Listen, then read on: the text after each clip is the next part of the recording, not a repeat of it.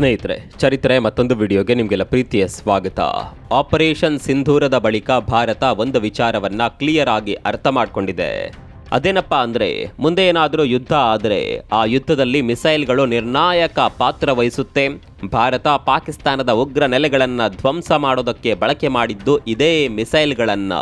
ಹೀಗಾಗಿ ಭಾರತ ಈಗ ಮಿಸೈಲ್ಗಳ ಮೇಲೆ ಫೋಕಸ್ ಮಾಡ್ತಾ ಇದೆ.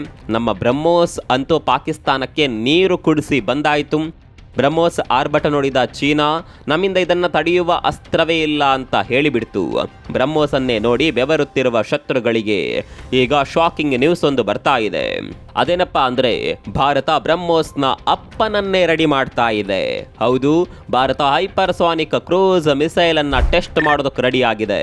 ಇಲ್ಲಿವರೆಗೆ ಭಾರತದ ಬಳಿ ಬ್ರಹ್ಮೋಸ್ನಂತಹ ಸೂಪರ್ ಸಾನಿಕ್ ಮಿಸೈಲ್ಗಳು ಮಾತ್ರ ಇದ್ದವು.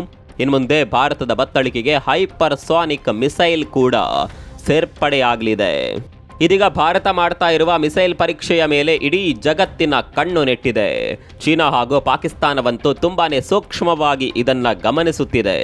ಬ್ರಹ್ಮೋಸನ್ನೇ ತಡೆಗಟ್ಟೋದಕ್ಕಾಗದ ಪಾಕಿಸ್ತಾನ ಈಗ ಹೈಪರ್ಸಾನಿಕ್ ಮಿಸೈಲ್ ನೋಡಿ ಬಾಯಿ ಬಡ್ಕೊಳ್ತಾ ಇದೆ.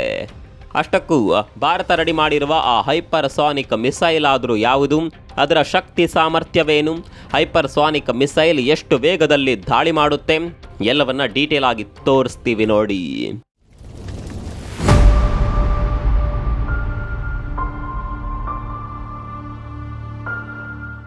ಆಪರೇಷನ್ ಸಿಂಧೂರದಲ್ಲಿ ಆರ್ಭಟ ಮಾಡಿದ್ದು ಭಾರತದ ಬ್ರಹ್ಮೋಸ್. ಮಿಂಚಿನ ವೇಗದಲ್ಲಿ ನುಗ್ಗಿ ಬಂದ ಬ್ರಹ್ಮೋಸ್ ಪಾಕಿಸ್ತಾನದ ಪಾಪಿಗಳನ್ನ ಪರಲೋಕಕ್ಕೆ ಕಳಿಸಿತ್ತು. ಬ್ರಹ್ಮೋಸ್ನ ವೇಗ ಯಾವ ರೀತಿ ಇತ್ತು ಅಂದ್ರೆ, ಚೀನಾದ ಶಕ್ತಿಶಾಲಿ ಏರ್ ಡಿಫೆನ್ಸ್ ಸಿಸ್ಟಮ್ಗೆ ಕೂಡ ಬ್ರಹ್ಮೋಸನ್ನ ಪತ್ತೆ ಮಾಡೋದಕ್ಕೆ ಸಾಧ್ಯವಾಗಲೇ ಇಲ್ಲ. ಹೀಗೆ ಬ್ರಹ್ಮೋಸ್ನ ಶಕ್ತಿ ನೋಡಿಯೇ ನಡುಗುತ್ತಿರುವ ಪಾಕಿಸ್ತಾನಕ್ಕೆ ಈಗ ಶಾಕ್ನ ಮೇಲೆ ಶಾಕ್ ಎದುರಾಗುತ್ತಿದೆ. ಭಾರತದ ಬತ್ತಳಿಕೆಗೆ ಈಗ ಬ್ರಹ್ಮೋಸ್ನ ಅಪ್ಪ ಬರ್ತಿದ್ದಾನೆ. ಈತನನ್ನ ತಡೆದು ನಿಲ್ಲಿಸೋದಕ್ಕೆ ಜಗತ್ತಿನ ಯಾವ ಶಕ್ತಿಯಿಂದಲೂ ಸಾಧ್ಯವಿಲ್ಲ. ಹೌದು, Bharat long range hypersonic missile ಅನ್ನ ಪರೀಕ್ಷೆ ಮಾಡೋದಕ್ಕೆ ಮುಂದಾಗಿದೆ. ಈ ಪ್ರಾಜೆಕ್ಟ್ಗೆ ಭಾರತ ವಿಷ್ಣು ಅನ್ನುವ ಹೆಸರಿಟ್ಟಿದೆ. S-400 ಅನ್ನುವ ಮಿಸೈಲ್ ಡಿಫೆನ್ಸ್ ಸಿಸ್ಟಮ್ಗೆ ವಿಷ್ಣುವಿನ ಕೈಯಲ್ಲಿದ್ದ ಸುದರ್ಶನ ಚಕ್ರದ ಹೆಸರಿಟ್ಟಿರುವ ಭಾರತ ಈಗ ಹೈಪರ್ಸಾನಿಕ್ ಮಿಸೈಲ್ಗೆ ವಿಷ್ಣು ಅನ್ನುವ ಹೆಸರಿಟ್ಟಿದೆ. ಈ ಹೈಪರ್ಸಾನಿಕ್ ಮಿಸೈಲ್ನ ಸ್ಪೀಡ್ ಕೇಳಿದ್ರೆ ನಿಮಗೆ ಖಂಡಿತವಾಗಿಯೂ ತಲೆ ತಿರುಗಬಹುದು. ಗಂಟೆಗೆ ಬರೋಬ್ಬರಿ 11,000 ಕಿಲೋಮೀಟರ್ ವೇಗದಲ್ಲಿ ಹಾರುವ ಸಾಮರ್ಥ್ಯ ಈ ಮಿಸೈಲ್ಗಿದೆ. ಜಸ್ಟ್ ಇಮ್ಯಾಜಿನ್ ಮಾಡ್ಕೊಳ್ಳಿ, ಗಂಟೆಗೆ 11,000 ಕಿಲೋಮೀಟರ್ ವೇಗದಲ್ಲಿ ದಾಳಿ ಮಾಡಿದ್ರೆ ಆ ಸ್ಪೀಡನ್ನು ನಮ್ಮ ಕಣ್ಣಿನಿಂದ ಕೂಡ ಗುರುತಿಸೋದಕ್ಕೆ ಸಾಧ್ಯವಿಲ್ಲ. ಇನ್ನು ಈ ಹೈಪರ್ಸಾನಿಕ್ ಮಿಸೈಲ್ 1,500 ಕಿಲೋಮೀಟರ್ ದೂರದವರೆಗಿನ ಗುರಿಯನ್ನ ಸುಲಭದಲ್ಲೇ ಒಡಿಸ್ ಮಾಡುತ್ತೆ. ಅಂದರೆ ಪಾಕಿಸ್ತಾನಕ್ಕಂತೂ ಈ ಮಿಸೈಲ್ ಬಂದಪ್ಪಳಿಸಿದ್ದೇ ಗೊತ್ತಾಗ್ಲಿಕ್ಕಿಲ್ಲ. ಬ್ರಹ್ಮೋಸ್ನ ರೇಂಜ್ ಇರೋದು ಕೇವಲ 400 ಕಿಲೋಮೀಟರ್ ಅಂತ ಹೇಳಲಾಗುತ್ತೆ. ಆದರೆ ವಿಷ್ಣುವಿನ ರೇಂಜ್ ಬ್ರಹ್ಮೋಸ್ಗಿಂತ 4 ಪಟ್ಟು ಹೆಚ್ಚಿದೆ. ಬ್ರಹ್ಮೋಸ್ ಮ್ಯಾಕ್ 3 ಸ್ಪೀಡನ್ನು ಹೊಂದಿದ್ರೆ ವಿಷ್ಣು ಮ್ಯಾಕ್ 8 ಸ್ಪೀಡನ್ನು ಹೊಂದಿದೆ. ಅಂದರೆ ಸ್ಪೀಡ್ನಲ್ಲೂ ಕೂಡ ಬ್ರಹ್ಮೋಸ್ಗೆ ಹೋಲಿಸಿದ್ರೆ ದುಪ್ಪಟ್ಟು ಸ್ಪೀಡ್ ಇದೆ. ಅತ್ಯಂತ ಕೆಳಸ್ತರದಲ್ಲಿ ಟ್ರಾವೆಲ್ ಮಾಡುವ ಸಾಮರ್ಥ್ಯ ಈ ಮಿಸೈಲ್ಗಿದೆ. ದಾರಿ ಮಧ್ಯೆ ಟಾರ್ಗೆಟ್ ಚೇಂಜ್ ಮಾಡಿದ್ರು ಸುಲಭದಲ್ಲೇ ಪಥ ಬದಲಾಯಿಸಿಕೊಳ್ಳುವ ಸಾಮರ್ಥ್ಯ ವಿಷ್ಣುವಿಗಿದೆ. ರಾಡಾರ್ ಕಣ್ಣಿಗೆ ಚಳ್ಳೆ ಹಣ್ಣು ತಿನ್ನಿಸಿ ದಾಳಿ ಮಾಡುವ ಸಾಮರ್ಥ್ಯ ಕೂಡ ಈ ಮಿಸೈಲ್ಗಿದೆ.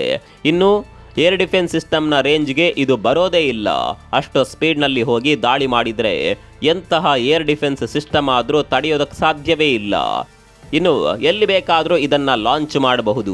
ಹಡಗ್ನಲ್ಲಿ ಲಾಂಚ್ ಮಾಡಬಹುದು, ನೆಲದಿಂದಲೂ ಲಾಂಚ್ ಮಾಡಬಹುದು, ಫೈಟರ್ ಜೆಟ್ಗಳಿಂದಲೂ ಉಡಾಯಿಸಬಹುದು. ಹೀಗೆ ಎಲ್ಲಿಂದ ಬೇಕಾದರೂ ಲಾಂಚ್ ಮಾಡಬಹುದು. ಹೀಗಾಗಿ 3 ಸೇನೆಗಳಿಗೆ ಕೂಡ ಆನೆ ಬಲ ಬಂದಂತಾಗುತ್ತೆ. 1,500 ಕಿಲೋಮೀಟರ್ ದೂರವನ್ನ ಕೇವಲ 10 ನಿಮಿಷದಲ್ಲಿ ಕ್ರಮಿಸುವ ಸಾಮರ್ಥ್ಯ ಈ ಮಿಸೈಲ್ ಹೊಂದಿದೆ. ಅಂದರೆ ಪಾಕಿಸ್ತಾನ ಏನಾಗ್ತಿದೆ ಅಂತ ಲೆಕ್ಕಾಚಾರ ಹಾಕುವಷ್ಟರಲ್ಲೇ ಟಾರ್ಗೆಟ್ಗಳು ಧ್ವಂಸವಾಗಿ ಹೋಗುತ್ತೆ. ನಾ ಮೊದಲೇ ಹೇಳಿದಂತೆ ಏರ್ ಡಿಫೆನ್ಸ್ ಸಿಸ್ಟಮ್ಗಂತೂ ಇದನ್ನ ಡಿಟೆಕ್ಟ್ ಮಾಡೋದಕ್ಕೆ ಕೂಡ ಆಗೋದಿಲ್ಲ. ಕಾರಣ ಸ್ಪೀಡ್. ಹೈಪರ್ಸಾನಿಕ್ ಮಿಸೈಲನ್ನು ಟ್ರ್ಯಾಕ್ ಮಾಡೋದಕ್ಕೆ ಏರ್ ಡಿಫೆನ್ಸ್ ಸಿಸ್ಟಮ್ಗಳಿಂದ ಸಾಧ್ಯವಾಗೋದಿಲ್ಲ.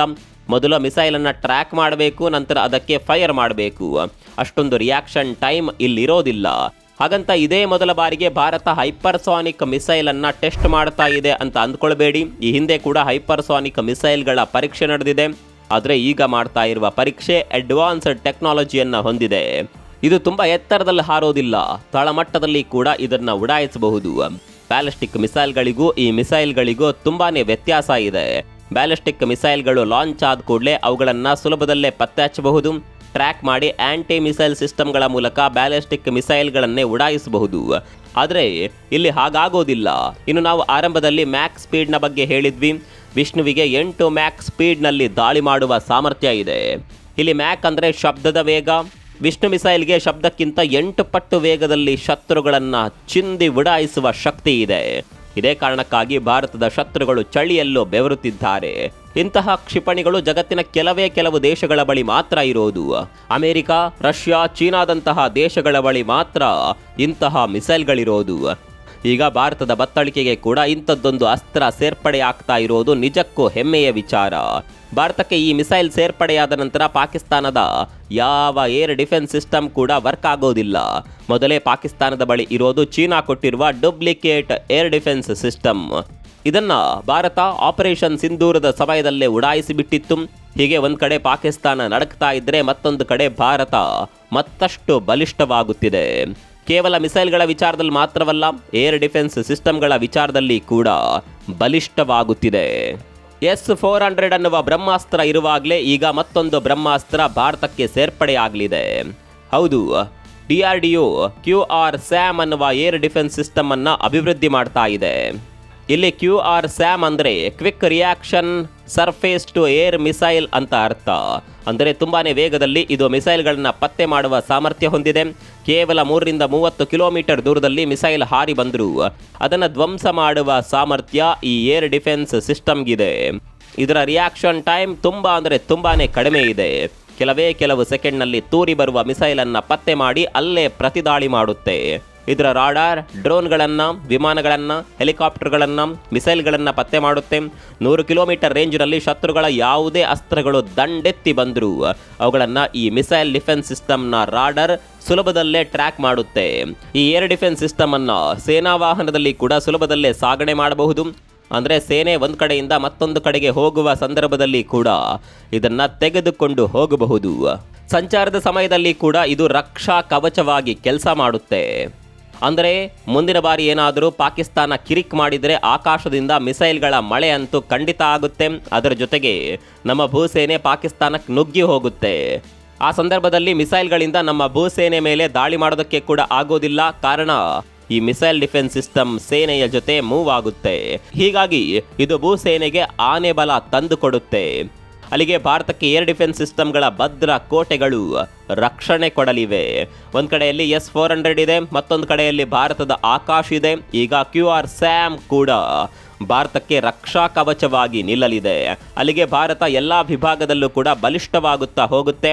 ಮಿಸೈಲ್ನ ವಿಚಾರದಲ್ಲಿ ಪಾಕಿಸ್ತಾನಕ್ಕಂತೂ ಭಾರತವನ್ನು ಮುಟ್ಟೋದಕ್ಕೆ ಸಾಧ್ಯವಿಲ್ಲ. ಕಣ್ಣು ಮುಚ್ಚಿ ತೆರೆಯೋದ್ರೊಳಗೆ ಭಾರತದ ಮಿಸೈಲ್ಗಳು ಪಾಕಿಸ್ತಾನವನ್ನು ಸುಟ್ಟು ಭಸ್ಮ ಮಾಡಿಬಿಡ್ತಾವೆ.